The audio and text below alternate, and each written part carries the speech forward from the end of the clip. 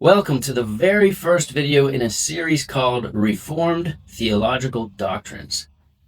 Doesn't that just want to put you to sleep? Well, most people, maybe, but not you, not me, not advanced Christians hungry to learn more about complex matters regarding the faith. The doctrine we're going to study today is something you're already familiar with, I'm sure. The sovereignty of God. And it falls under an umbrella doctrine called Theology Proper, or it has another name, the Doctrine of God. So underneath Theology Proper falls many other doctrines about the characteristics, the qualities of God. And the first one is his sovereignty, and that's what we're going to look at today. So when the Reformers, men like Martin Luther, John Calvin, Beza, all the rest, stood against the errors of the day. Actually, I wouldn't call them errors. I would call them blasphemies by the Roman Catholic Church. But we'll just tone it down a little and call them errors. And there were many.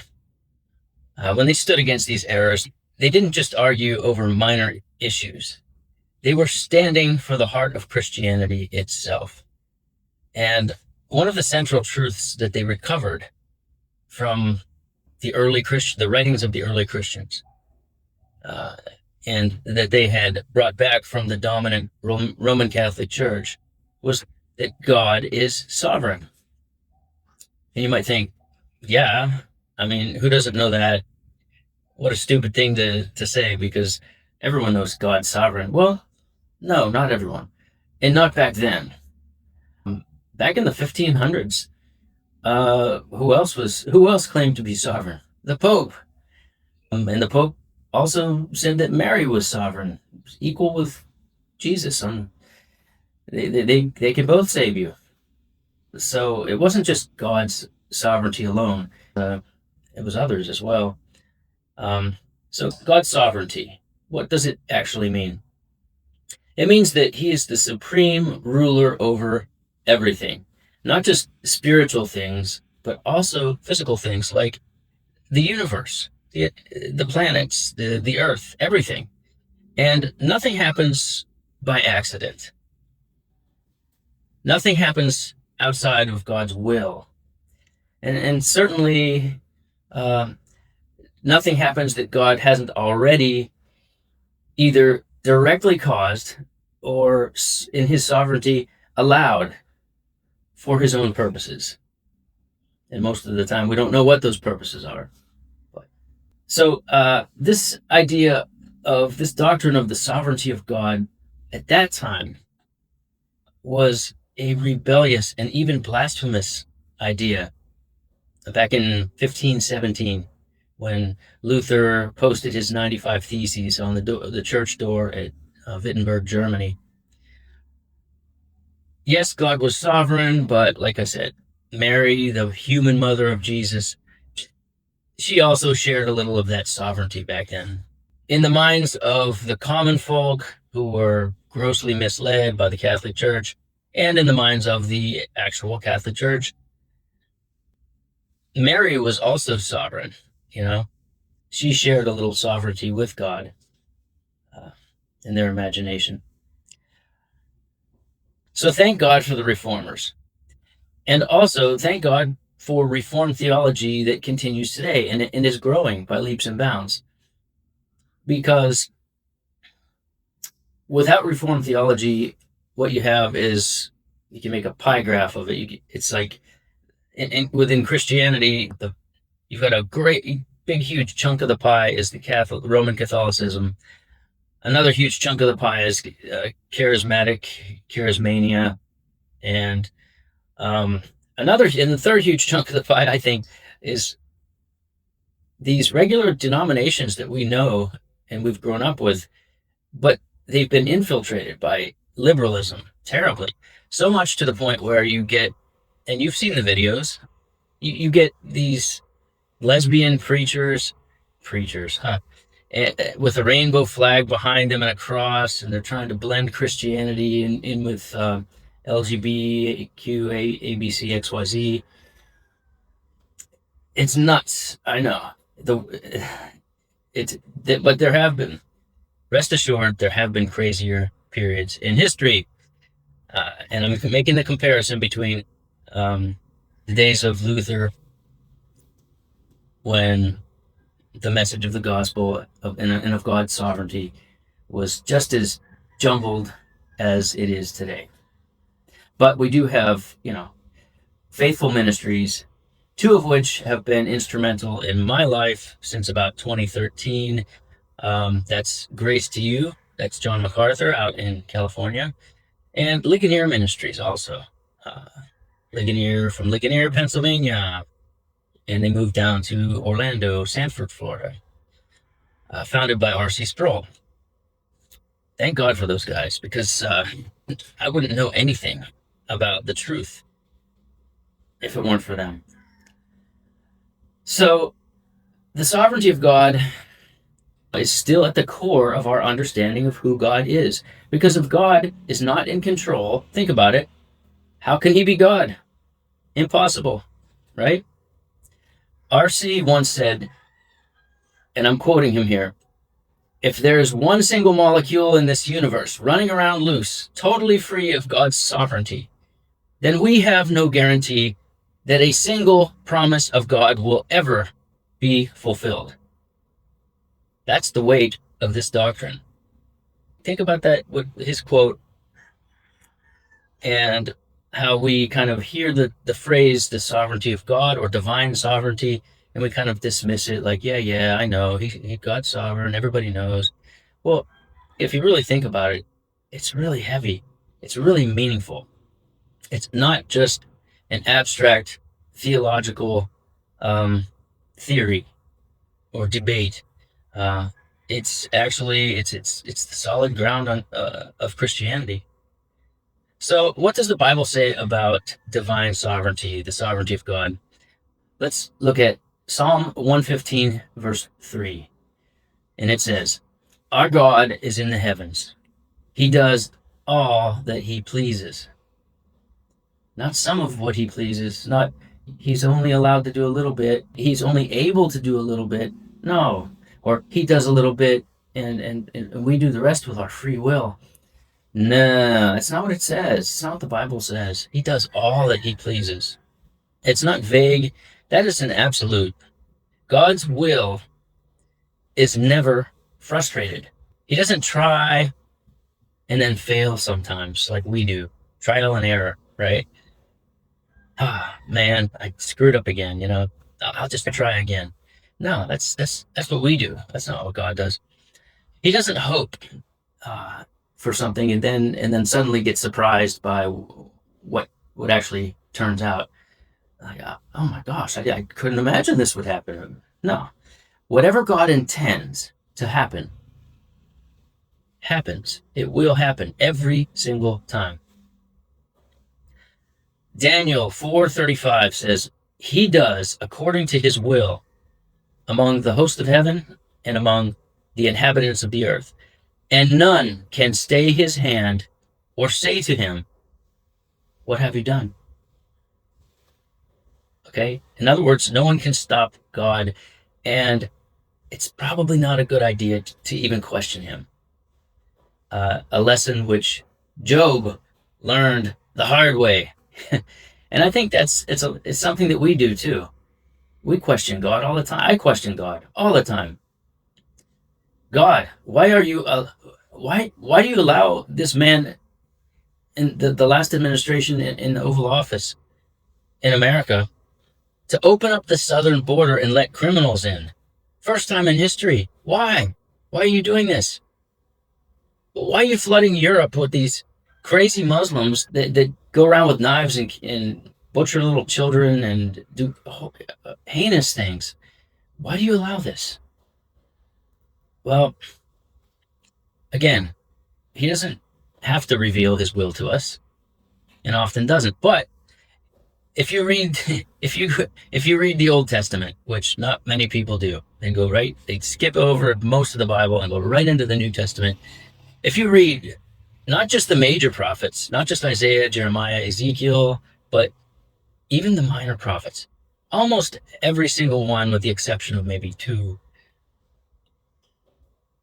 are like this. God gives the prophet a message to pass on to the people.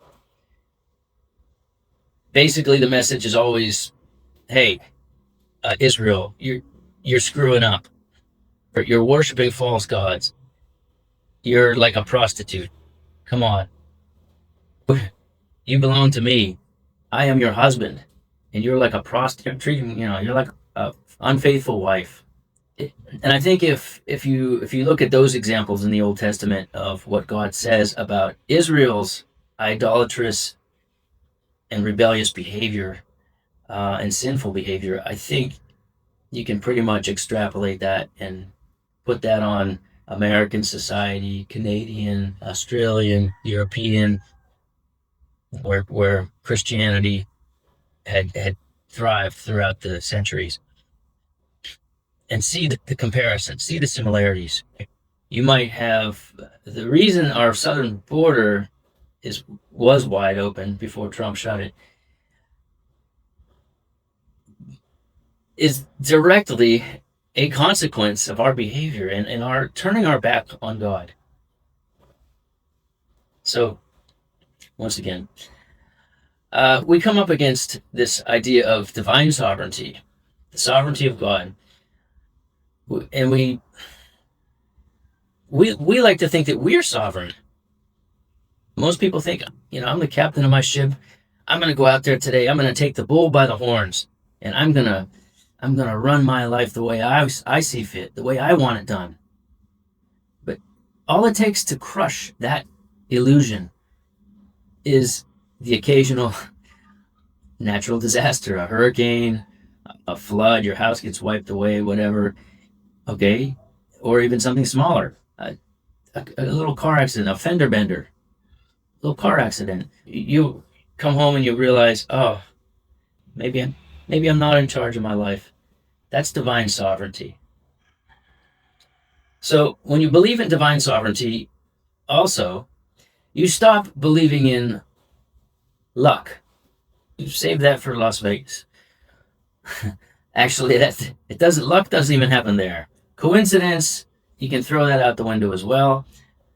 It's all divine sovereignty. It's God's plan. God, from the largest macrocosmic type things that happen in the universe to the teeny tiniest microcosmic things that happen in our lives. Basically, every detail is in the hands of a wise and loving God. Every detail of life is in God's hands.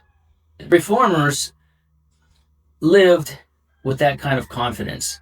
And that's how guys like Luther could stand before the most powerful men in Europe, kings, bishops, archbishops, the Pope, all of them, who basically wanted him burnt at the stake, or at the very least, exiled, get out of here, banished. The sovereignty of God and knowing that God is in charge, that's how he was able to say, "Here I stand, I can do no other," because he knew his life was in God's hands. Likewise, John Calvin, the next century, mainly in the 1600s, he was able to endure literally exile. I mean, he was thrown out of France, right, and had to do his work in Geneva, Switzerland.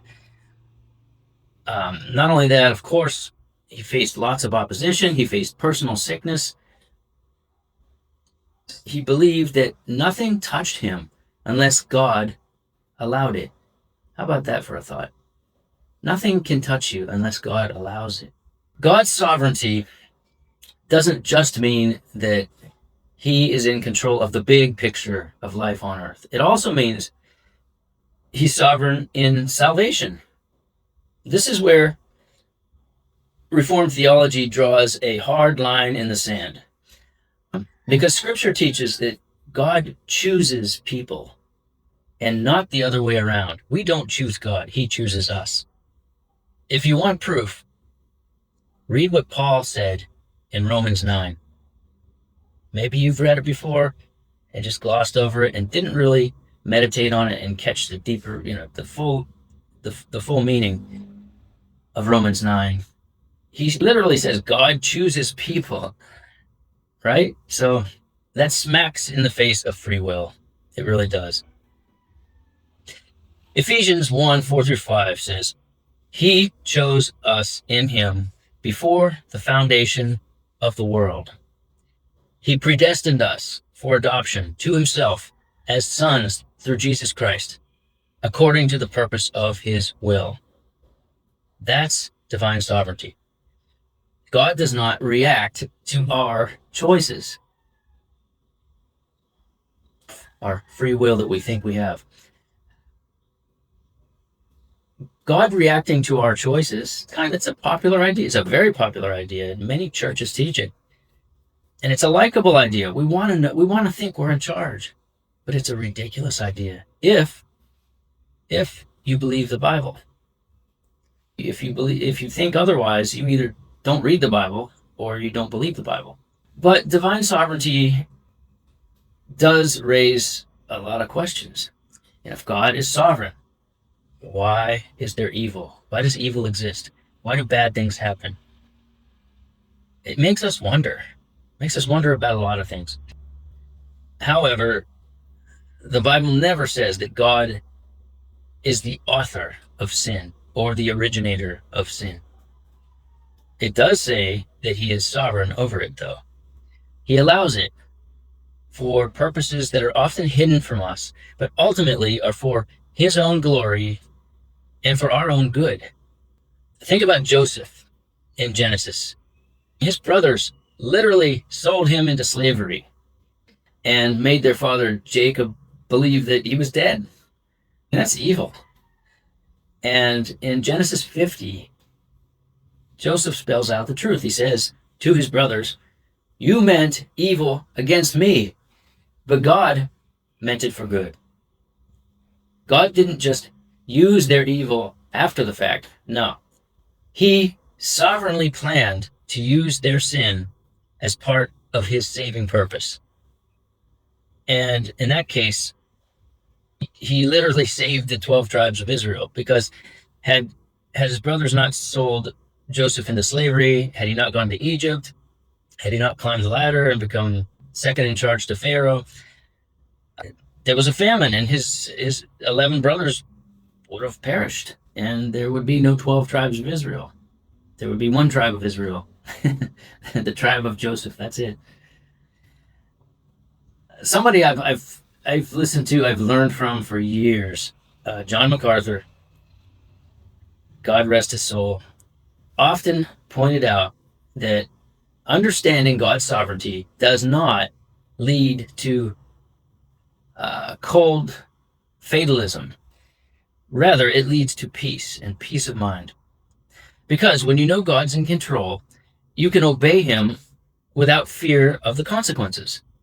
You can pray with confidence that He is able to answer. You may not like the answer He gives you, but He will answer.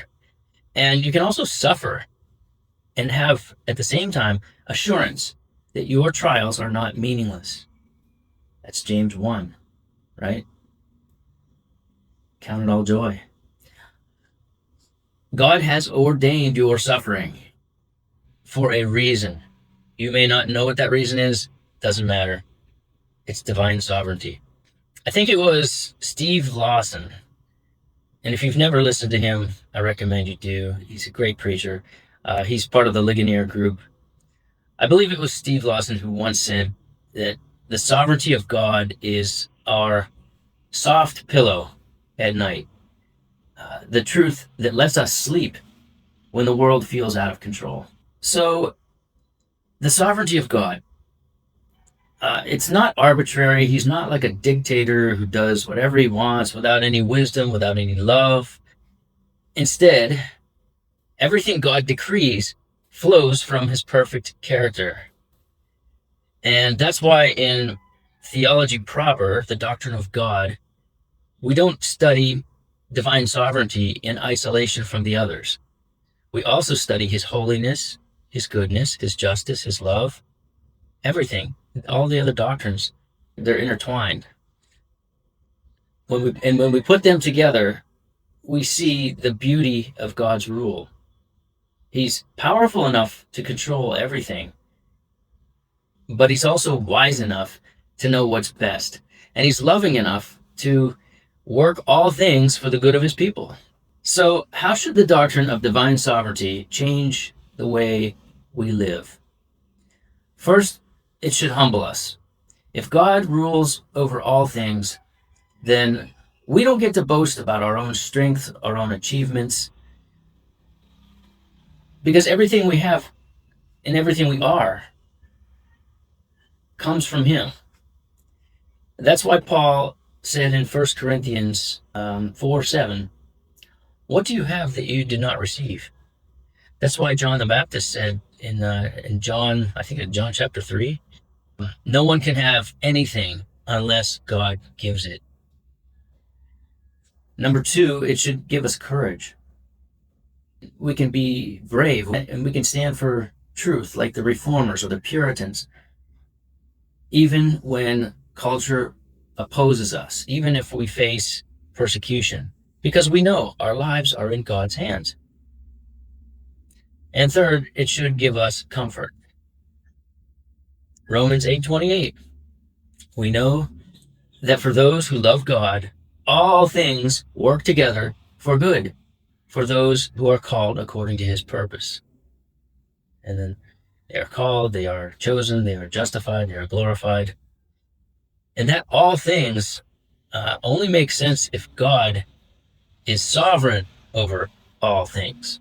Most people resist this doctrine because it makes them feel small. But that's actually the point. Reformed theology is not about making us feel big. It's about showing us how big God is. And the more we understand his sovereignty, the more we see our dependence on him, and the more we want to worship him, because he is the all-powerful, sovereign God. So the sovereignty of God is not just a doctrine that theologians can debate. It's actually our daily reality for every believer. It's a source of strength. It's a source of boldness. So let's wrap this up with this thought. The same God who created the galaxies also numbers the hairs on your head. That's directly from Jesus. It's Matthew, 6, I think. The God who directs the course of history. And that should answer my questions. God, why are you letting these people, these illegals, come in across the border? And then most of them are criminals, and they're committing crimes all over the place. And look what's happening in Europe. It's disgusting. God directs the course of history. And he also directs your individual steps. The God who he decreed the end from the beginning. He planned your salvation before you were born. Before the world began, actually. That's his sovereignty. That's the God of the Bible, and that's the God that we worship.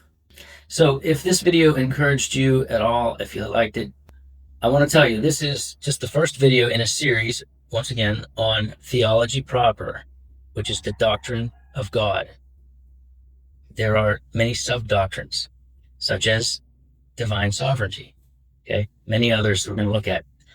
After Theology Proper, there are also, like I would call them umbrella categories, such as the doctrine of Scripture, or bibliology, the doctrine of man, anthropology, the doctrine of sin, hamartiology, of salvation, soteriology. And if you've listened to MacArthur, if you've listened to R.C. Sproul, you know these already. These are not new to you. The doctrine of the end times. Jeopardy question. What's it called? Eschatology, right? We're going to go through all of these. So next video, we're going to look at his providence, which also falls under Theology Proper, divine providence. In the meantime, take this thought with you. No matter what's happening in your life, remember, God reigns supreme and nothing happens by chance. Everything happens according to his divine will. See you next time.